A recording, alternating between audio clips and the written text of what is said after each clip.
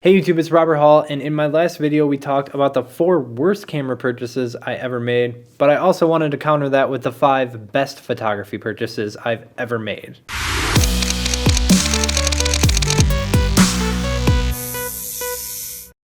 Number 5 is the Yongnuo YN565. Now you guys might giggle because I've talked so much about my love for the entire Godox lineup, but the YN565 came at an amazing time for me. At the time, I had one other speed light, which was an SB800 that I think I paid $400 for. After having that light and gaining some experience with it, I knew I wanted to step up my lighting game and add a second light, but I did not have money for another SB800, or at the time the flagship model, the SB900. So I started digging and found the Yongnuo YN565. It had all the same things that the Nikon SB800 did, but it was a fraction of the cost. And then after digging a little bit deeper, I realized that they already had methods of digitally controlling, wirelessly controlling the lights through radio, not through line of sight like Nikon was doing at the time. And after getting it and using it for a little while and realizing that it lived up to all the things that it promised on paper, it completely blew my mind that this was available at such a fraction of the cost of the SB800.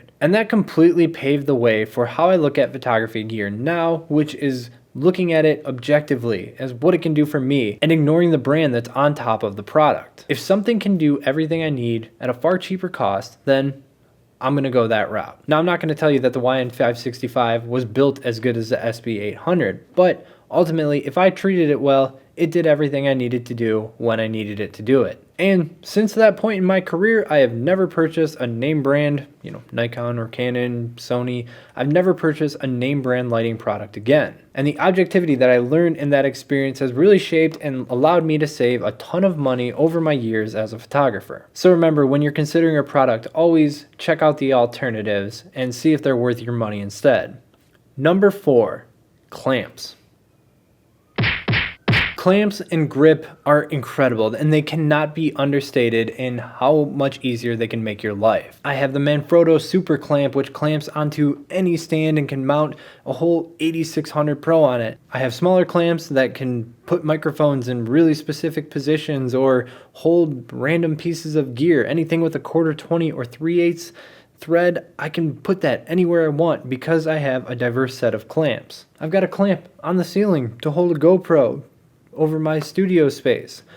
Adapters, studs, clamps, mounts, grips, all of that stuff is so useful to just getting solutions to complex problems. It's also saved me a lot of money from buying proprietary solutions because chances are when I purchase a new product and I want to put it anywhere, I already have a solution from having a diverse selection of clamps. Here's some of my favorites. The Manfrotto Super Clamp, the small rig clamp, 1/4 to 3/8 adapters. Those are really useful. Any type of little studs. A spigot for mounting onto the top of a painter's pole. There's so many little clamps out there that solve very complex problems in a very easy manner. Somebody should make a kit of just like 10 really useful clamps and adapters. I bet that would sell really well as like a starter pack for clamps. I don't know. I've got about 30. I've got a whole drawer full of clamps and attachments that allow me to attach anything I want, wherever I want. You should have those too. Number 3, the second and final lighting product that I'm going to mention is the Godox 8200. I've only had it for 2 years, and the Godox 8200 has far and away been the best lighting product that I've ever used because of its power over its form factor. It is not much larger than a speed light, but it is way more powerful than a speed light, making it way more capable of a diverse set of lighting challenges. I use it in every type of modifier from umbrellas to softboxes. I use it in every type of environment, from on-location work at weddings to in-studio.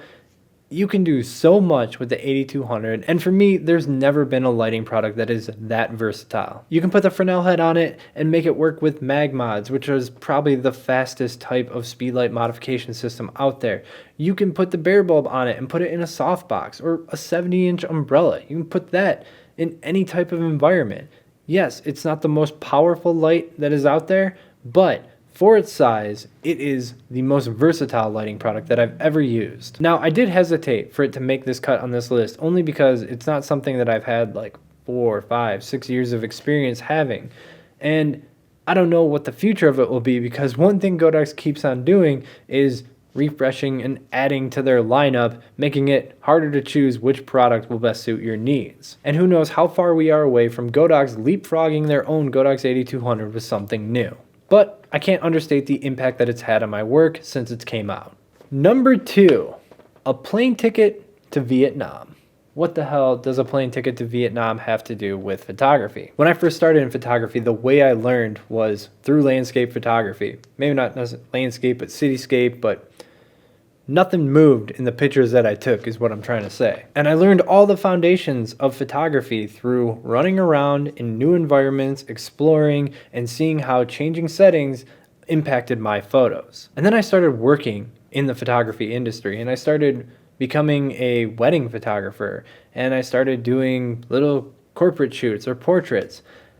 I started working in photography, and I completely left landscape photography behind. Now, because I was succeeding in the industry, I never really stopped to think about how much I missed landscape photography. After all, I was pretty happy because I was paying my bills by capturing images, and ultimately, even though I never planned on it, it was really fulfilling to do. But a friend of mine posted online asking if anybody would go to Vietnam with him over this period of time, and I actually had that time period open, so I jumped at the opportunity. This was my first time in Southeast Asia. This was my first time living out of a backpack. This was my first time using a really small set of photography equipment just to accommodate that backpack, and it was probably one of the best trips that I've ever had in my life, and it's always going to live with me. And one of the primary reasons that I had such an incredible time outside of just experiencing a new environment was getting back to what made me fall in love with photography and just experiencing the landscape photography again. It was so refreshing, and now I make it a point to emphasize whenever I travel to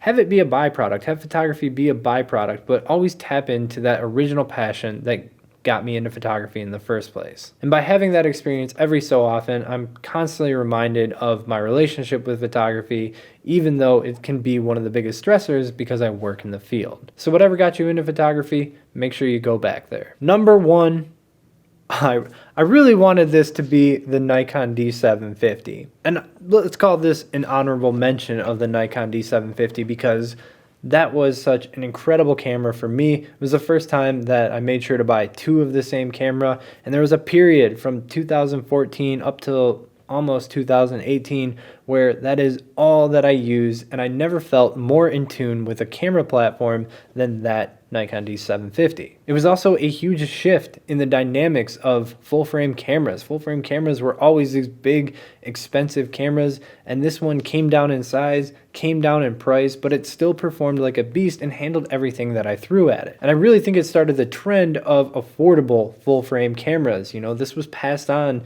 to cameras like the Canon 6D and the Sony A7 Mark III, I think, is an extension of what the D750 originally did. But that's not my number 1 pick.